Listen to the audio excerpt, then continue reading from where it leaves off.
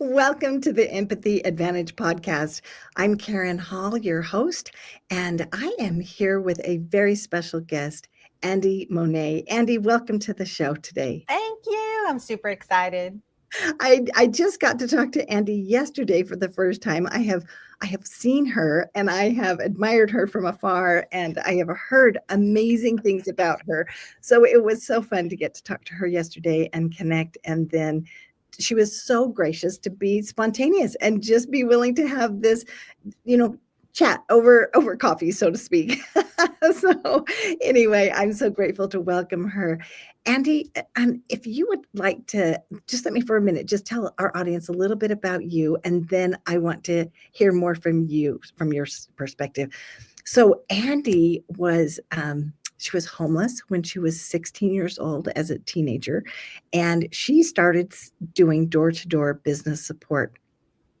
And she began to have this business mindset. I don't know if it came before that, but at that point in time, she was in doing this support door to door, which what a courageous thing to do at 16 years old. And then at age 25, she was in Hollywood and she was continuing to meet with dignitaries and foreign governments. And she started developing a strategic business development company. And she had a very unique approach where you didn't have to spend more money on marketing. You didn't have to have more offers. You didn't have to, have change all these things except to be more efficient. And so, Andie, if you could tell us a little bit more detail about how you got started, what motivated you when you were 16 to want to go door to door, and what you actually did. Like, how did you get? Yeah, no, a lot of people think that I had dreams of being a business owner and an entrepreneur, and actually that was the furthest from my mind. It was never my intention to own 250 companies or, just I guess sort of be in the limelight, even though I'm not a limelight person. But it was really, honestly and truly, it was just a survival thing. Like, okay, so you're in high school. If you're in high school all day long, how are you going to make money when 8 to 10 hours a day you're in school? So I had to graduate high school at 16. I started college at 16, which that was an entirely new set of challenges and fighting for myself, and then of course the business was really just to eat and survive and to not be homeless. I mean, it's not a fun story, but it's also true. Like, what I've found over the years is you do what you got to do, and I think any person who's ever been, back is against a wall has found a way, right? And then the question is whether that way is a permanent way or a temporary way. Right. So how did you even find something to take door to door? Like, what was? Yeah, no, so I was I literally would walk into businesses as a not very well put together 16-year-old, and I pretty much asked any, like, do you want me to take out the garbage? Do you want me to file? Do you want me to staple? Do you want me to, and I don't even know how many hundreds of no's I got. And I still remember, and it still makes me a little teary-eyed. I remember exactly the company. Her name was Karen. It was a medical company. And she was like, sure, why not? And literally changed my life. And one of the questions I get is, what's one of the biggest memories you have as an entrepreneur, like making your first million or having your big client? And I'm like, that was it. That was the moment for me at 16 where Karen said yes to me, and how empowering, it was, but also that it wasn't just me believing in myself, but it was now someone else believing in me. Oh, Andie. Oh, that story is so touching. And the no's, all the no's, and the resilience and the perseverance that you had to have, knowing that, you know, you have no other support that you can fall back on. It's not like, oh well, I no problem. I've got a perfectly great home, and everything, money's just coming in. This is just, me, my first job. No. Well, and the more challenging, not more challenging, but the additional challenging part was I grew up very comfortably. So to now all of a sudden not have anything was like, oh, I Wow. guess this is, I mean, I didn't realize it quite then, but later I was like, this, my upbringing was not normal. Like, it wasn't abnormal, but just normal in the sense of, oh, this is what people struggle with. Like, I think, and I hate to say this, but it's true, is like, depending on what your background is, it's hard to see other people's lives and other people's lifestyles and other people's challenges. And it really was, I would never repeat it, but I'm so grateful that I went through it in so many ways. Oh, yes. So that is very interesting to have come from a very comfortable lifestyle and now be basically on the streets trying to Oh yeah. fend for yourself.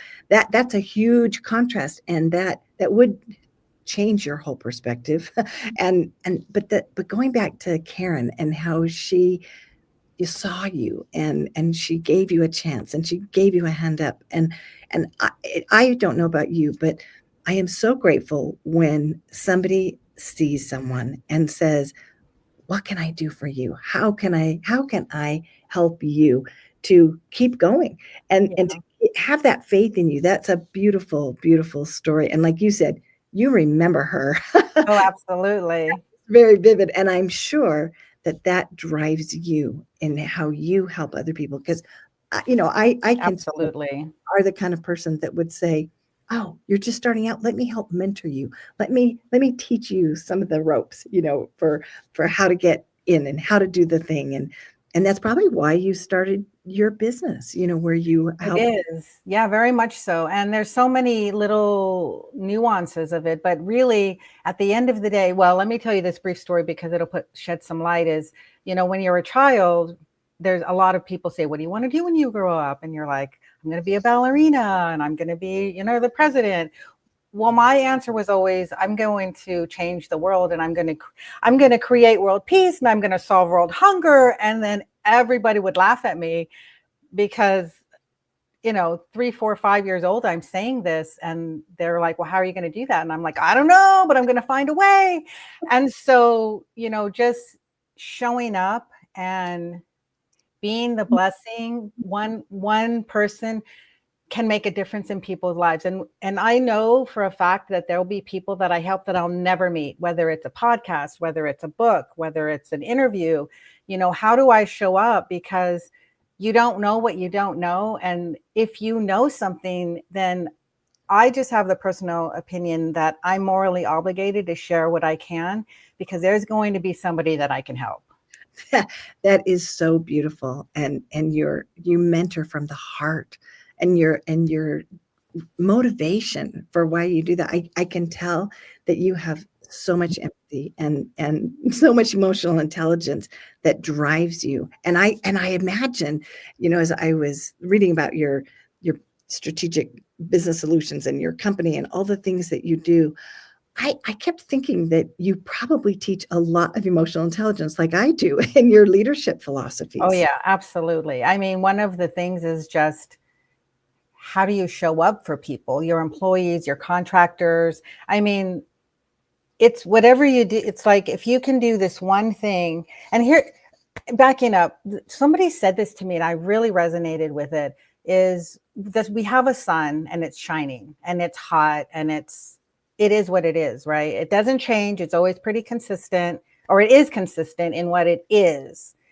But here on Earth, if it's cloudy, is the sun still shining? Yes. If it's raining, is the sun still shining? Yes. If it's snowing, blizzard, hurricane, like, it doesn't matter. The sun is always consistent. And that, the reason I love that is because how do I want to show up? How am I going to be a sun to people? Whether they're ready to accept it or believe it or understand it is irrelevant. And when I come into consulting like that and mentorship like that and being a friend, I mean, I take on, my clients are my friends. And so, like, I go to their children's birthdays or, ice skating competitions. Like, you are part of my family when you're my client. And if I could do nothing else, I will be there for you one way or the other. Oh, Andie, that is so beautiful because you care so deeply. And in the sea of mentors and people that, have business solutions, to find someone like you who loves and cares about their clients like their family, Andie, that's a very rare thing, and you just touch my soul. I can feel that. It just totally resonates with me, and your clients are so blessed to have you. No, it's the best thing in the world. I mean, and I know I've said it already so many times, but part of it is because I didn't have that growing up. And so there is that piece. And every time I can be there for somebody, whether, like, I had a client call me this morning, they're going to be on their first stage, and she's like, I'm so nervous. I'm like, I'm here for you. I'm loving you. I'm praying for you. And this is her first product of her first launch. And she's had her challenges in life like all of us. And she's now stepping into what she wants to do for her now. And it's just, it really it warms my heart. It just, there are no words for it. Well, and I can tell that's very fulfilling for you as Oh, well. absolutely. Yeah. And I think a little piece of myself, as I interrupt you, a little piece of myself heals more every single time I can help somebody. Oh, So, that's so beautiful too, because it's a win-win. mhm. You're blessing them and they're blessing you. That's how I feel too. When I am working with someone and I help empower them, I feel so much joy, and I reflect back on how I have been empowered through my life. And I go through like a little, journey through time. Oh, That yeah. it brings me joy to reflect and to think of the blessings that I've had, and they're feeling grateful. It's just such a beautiful synergy cycling upward. It's like this higher Oh, consciousness. absolutely, absolutely. And even just, you know, related to what you said, remembering what those feelings were like when somebody believed in you or supported you or gave you words of encouragement or gave you a chance, like all of those things add up, and they fill our cup, and when our cup is overflowing, that's when, especially when that's when we can actually share that with others. But if our cup is empty, whether you're a parent or an entrepreneur or a wife, it's hard to support other people. And so not only does my business fill me, but of course we have one of the things I talk with a lot of entrepreneurs is like, it's not just about your business. You need to find ways to take care of yourself, whether it's exercise, meditation, church, whatever that is. Like, you have to make sure you're filled for yourself, because you can't help your clients as much or your family or anybody else if you're not taking care of yourself, which is really hard for Yes. business owners, Oh, really hard. And so it's lonely. yes. Oh my goodness, it is. And that's one of the things that I find with entrepreneurs, that it is lonely at the top, and a lot of people don't understand what we're going through, and so a lot of people don't relate. So then you're trying to share, and it is lonely, and the time, because we're so focused on what we're doing, and if we are taking care of Mhm. ourselves, that's another thing. So finding time for relationships can be Yeah.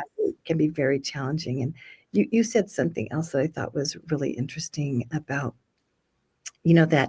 that journey, and going back and making sure that like you trying to be the sun for other people reminded me of the power of when we are centered, when we are grounded, when we remember our divine identity, and we are that sun because we've taken care of ourselves, because we've connected, with our spirituality or love or whatever it is, then we are that sun. And I've often, when I am going through hard times, and it feels like a storm, and I'm struggling to figure it out, I often think of an airplane analogy, because I love to fly and travel, and it amazes me. You're going through all this turbulence, and then all of a sudden you come up above the clouds, and the sun is shining, and you have this beautiful canopy of clouds below you. No, it's true. It's so Yeah. true. But It is. And even yesterday, like, it doesn't matter how much money you make or how happy you are or how joyful you are. You're going to have these storms. And I had one yesterday, and I'm driving home and I'm like, ah, but I knew the logical side of me was like, this is just this moment. Like, this doesn't define me. This is not going to be forever. This is like you. And I think it's so easy for so many people to either be stuck in it and feel like they're in a rut, or avoid, like, not avoid, but like, not deal with it, because I think dealing with it and going through it and validating how you feel is part of the journey to get through it.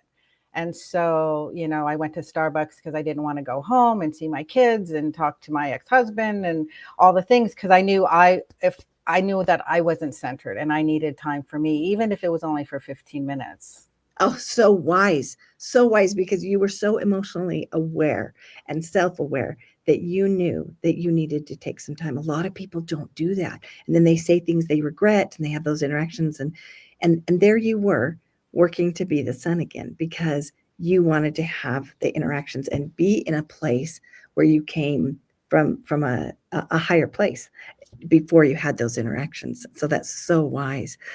Could you tell us some more stories? I love hearing I have about. a ton of stories.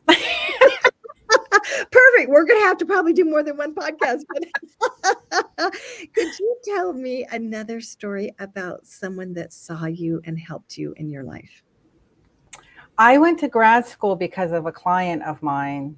He did international economic and financial development, which just really coincidentally just dovetailed into the whole making a difference in the world. And how I met him, which is I think a fun story too, is I asked around. I literally was like, hey, do you know anybody? Hey, do you know anybody? Hey, do you know anybody? And I'm like, I know I'm going to get a lot of no's, but eventually someone's going to know someone. And they did. And they said, hey, talk to this guy. This is what he does. And I'm like, perfect.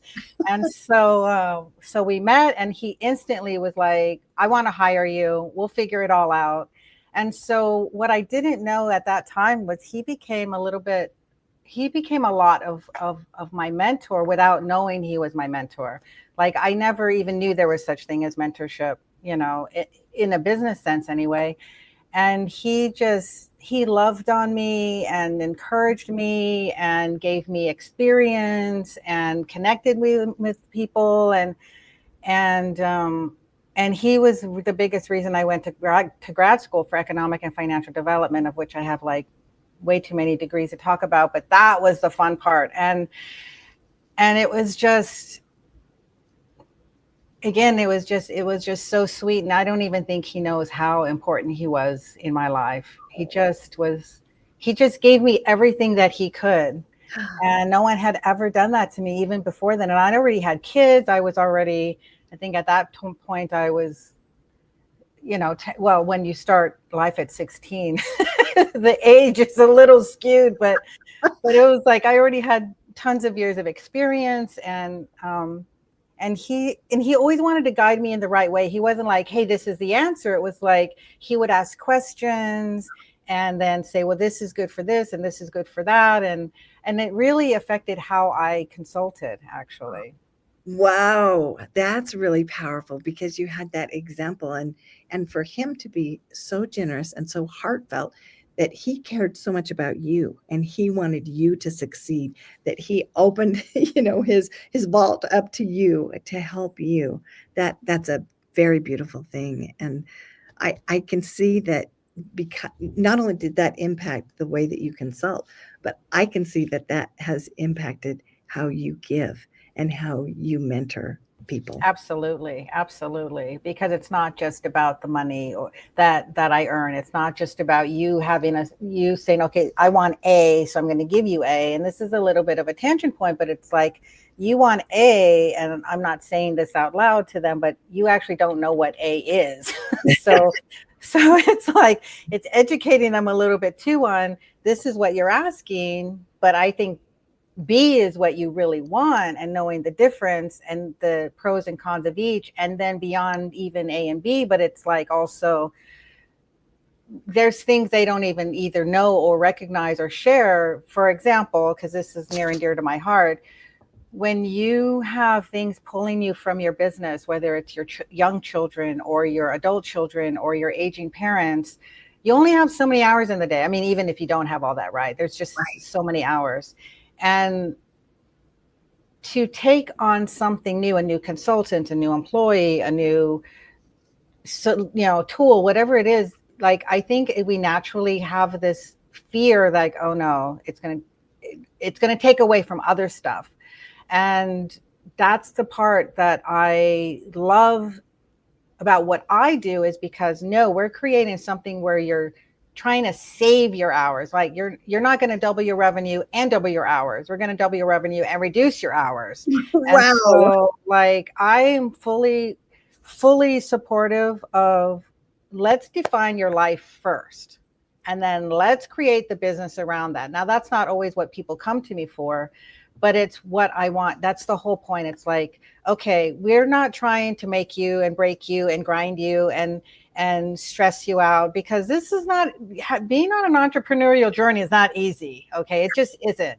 It's fun and it's rewarding, but it's certainly not easy. And so how do you, what is it that you want in your life? Because I fully expect you to design a business around your priorities. That so you're not sacrificing your life, you're not sacrificing your wellness, you're not sacrificing as parents we get and I know I'm sorry talking a lot, but this is like you don't want to be guilty with how little you interact with your children or your parents, or you have to, it's always like work personal. It's like, but and it really breaks us some days, but if we can build around that, where you don't have to have that stress in your life, and you're literally moving money so far out of the way that the decisions you make are not based on money anymore, and you're living the life that you want to live and still have a successful, thriving business. That's what I really want for people. It's not just about the money. Oh, this is so, so true, because, you mentioned something that is just classic, that when our basic needs aren't being met, we are unable to give, even to our clients. We can't provide them when we're consumed with whatever stress is going on in our own life. And we can't, if we're struggling, we can't even meet our own needs. We don't have anything. That cup is empty, just like you Right. said, and you can't pour from an empty cup. And so as an entrepreneur, we have to take that time first to take care of ourselves, to take care of our own needs, so that then we can serve those clients and we can be that son, and then learn how to reduce our hours and increase our revenue with somebody that teaches us these strategies like you do. That's a very powerful thing, because most people think it's more hustle, hustle, hustle, hustle. And for you to flip that Or on. more products, or more services, or more employees. And let me tell you, I love my employees, but I don't want a lot of them if I can avoid it. I just I don't like micromanaging. I don't want, like, if you need help, let me know. Oh, hallelujah to not micromanaging. I cannot, I don't have the brain cells, I don't have the patience, I don't have the interest. I'm like, but having that, building that team is hard. I mean, it's hard. Anybody who has a good team has been through that journey too. Like, there's always something, and I don't mean always something in a negative way, but here's my analogy, which I really love, and hopefully it makes sense, is like, anyone who has children or who has been a child, which I assume is everybody, you're 1 year old, right? The clothes that fit you at 1 are not going to be the same clothes that fit you at 5. And they're not going to be the same clothes that fit you at 10. And they're not going to be the same clothes that fit you at 20. And our business is exactly the same, because so many people, younger entrepreneur, or not younger in age, but newer entrepreneurs, are like, okay, checkbox, I'm done. And then they never visit that again, like a software or a process or workflow or marketing or whatever it is. But you're growing as a person. And because you're growing as a person, your business has to grow with you, because that's where the bottlenecks come in. It's like, okay, well, this works great, and it probably has worked great, but you and your business are growing. And that doesn't mean revenue necessarily, but it's growing. And so it's like having a suit of armor that you just don't fit anymore. It's perfect, it protected you, it was awesome, but it just doesn't work anymore. And that's where I think one of the things that happens when people grow their business. That's why we have, well, anyway. Yeah. Sorry, like, that's a whole other subject. Well, we're going to dive into that again next time. But I want to ask you really quick, speaking of a suit of armor, I'm going to this just triggered a question in my mind that I want to hear some thoughts from you about real quick before we end. when I think of a suit of armor that protects us, I often think about how so many of the entrepreneurs that I have worked with have a suit of armor to protect their heart. Oh, They have absolutely. been wounded somehow in their past, and this suit of armor protects their heart, and it blocks their ability to one, receive love, to two, give love. Absolutely. Have Absolutely. you encountered that as Oh, well? And absolutely. Not only seeing it, but I used to be that person. Like I've been doing what I do for quite over 3 decades. And somebody said to me once, who was not a very nice person, but she was smart, and she said, long story short, she's like, you're never going to be successful if you don't learn how to receive. And I was like, well, that's not true. And my one of, with my mom and my family, and I was disinherited and I was disowned, and my first husband, left after a year and said he didn't love me, and blah, dot dot dot dot dot, right? Things happen, and I've always had to rely on myself, always, because no one else was doing it, right? And I was really strong. It was my strength. It was like, I can figure it out. Like, dare me, I'll figure it out, which was fun and exciting and rewarding. And I was great at it. But it only gets you so far. Building, whether you're building a team, whether you're like my business, as soon as I accepted that, which took me a while, as soon as I accepted that information, and I was like, well, there must be some truth to that. Let me check it out, because my background's in science, so there's always testing involved. And I was like, wow, asking for help, asking for advice, asking for ideas, asking for, like, even asking for love. Like, it's being vulnerable is so hard as a business owner, because I don't know any business owner who hasn't been taken advantage of one way or another. yes, Being vulnerable is very difficult, yes. but it's necessary for growth. Oh, Me being one of those people. oh, Andie, that just totally resonates with me, and I have experienced that myself, and I just oh my goodness, that just really moves me to hear how you even asking for love and being vulnerable and asking for help, because being that having to depend on yourself for all those years and being so strong and tough, really tough, to deal with those kicks in the teeth and those sucker punches in the gut just knock us off balance, and it takes so much resilience to be able to come back and keep going, and that, like I said, the perseverance, the fortitude, and yet to have that softness and that vulnerability as well. That's a beautiful thing. That's powerful, and a lot of people don't recognize that vulnerability is powerful. And Oh, absolutely.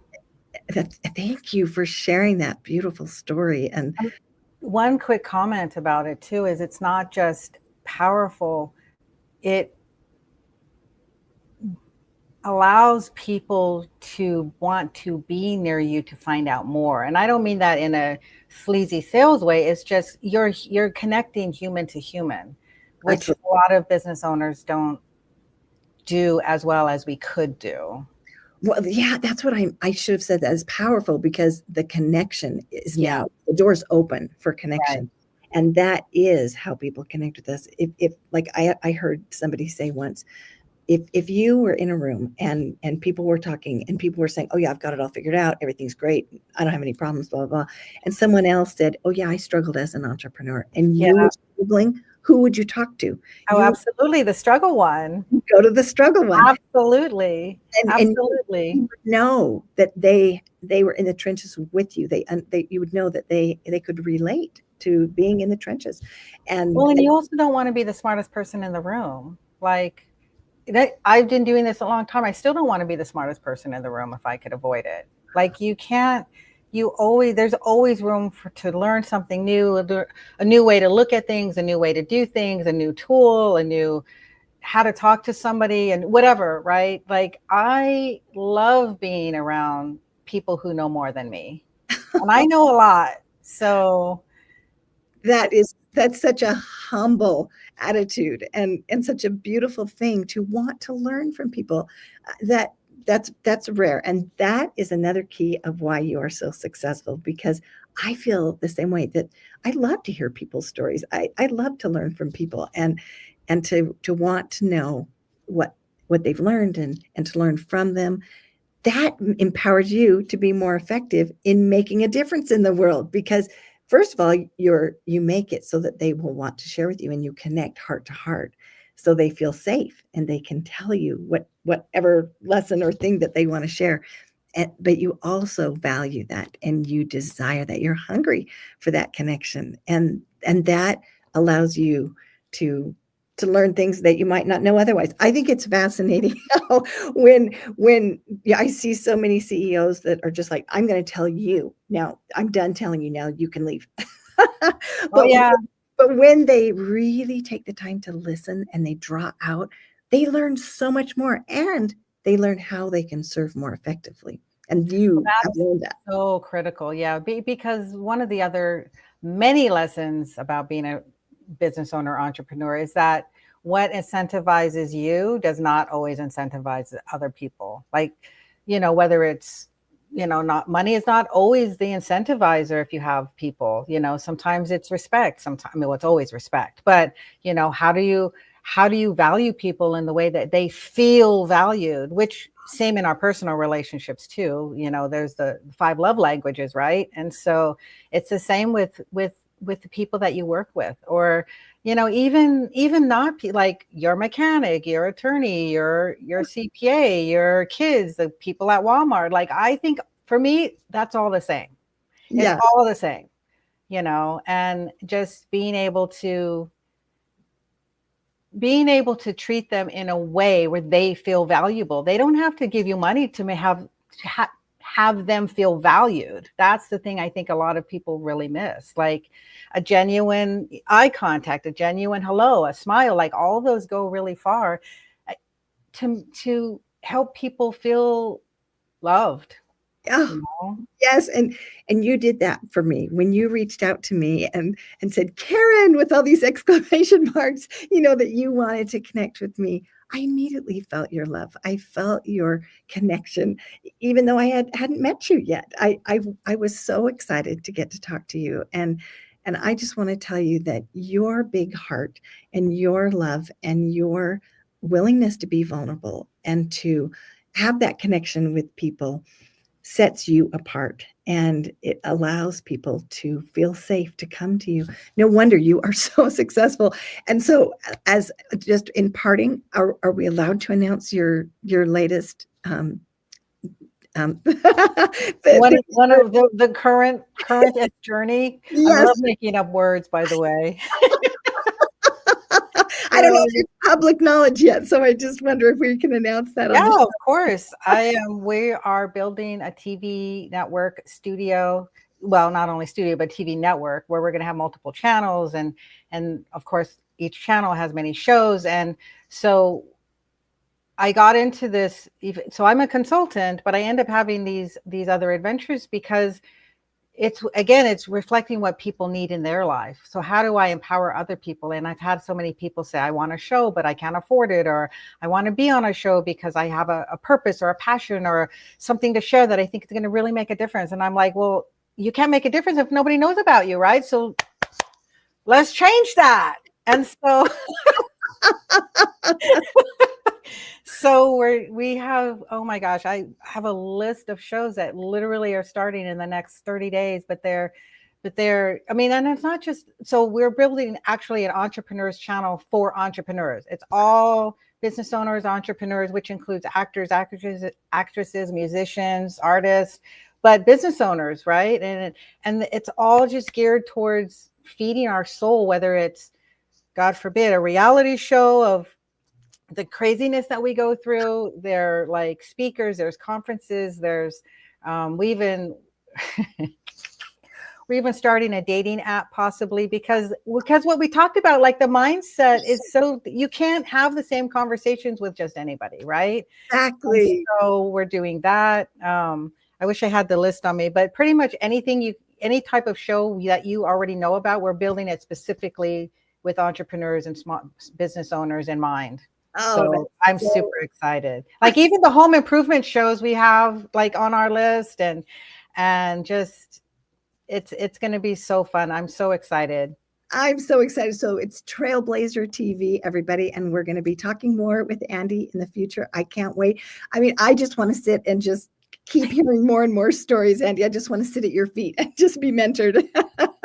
So thank you for making a difference in the world in the way that you shine as a sun, and giving people the opportunity to shine their light in the increased visibility that you give them through Trailblazer TV and other opportunities that you provide.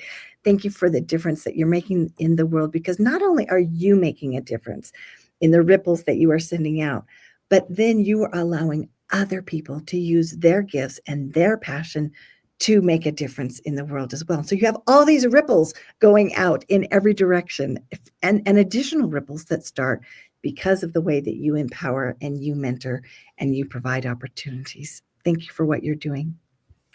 Thank you. Thank you for listening to me. Thank you for having me. Thank you for accepting my crazy text to Karen. When do we get to meet? I'm thrilled. I can't even tell you how thrilled I am. And thank you so much for connecting with me. It means so much to me. And I know our audience is just going to fall in love with you and want to know more. And I know they're going to say, when's the next interview?